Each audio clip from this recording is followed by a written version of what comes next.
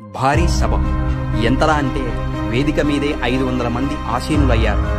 లక్షలాది మందితో తాడేపల్లిగూడెంలో తెలుగుదేశం పార్టీ మరియు జనసేన కలయికతో తొలి జెండా సభా ప్రాంగణం పోటెత్తింది. 2 కిలోమీటర్లకు పైగా నడిచి వచ్చారు జనం. సరిపోక బయట రోడ్డు మీద కిలోమీటర్ల కొద్దీ నిలిచిపోయాయి వాహనాలు.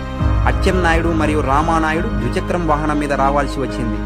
ఉప్పెనలా మొదలై జన సునామీని తలపించింది.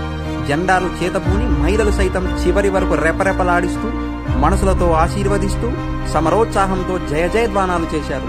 ఈ ఉమ్మడి పార్టీల సభను ఆయా పార్టీల యూట్యూబ్, సోషల్ మీడియాలలో ప్రత్యక్ష ప్రసారాలలో వీక్షించిన జనం టీడీపీ అధినేత చంద్రబాబు, తెలుగుదేశం పార్టీ, టీడీపీ, జనసేన పొద్దున ప్రింట్ మీడియాలో వచ్చిన వివరాలు చూసి యావత్తు ఆంధ్ర ఉప్పొంగింది.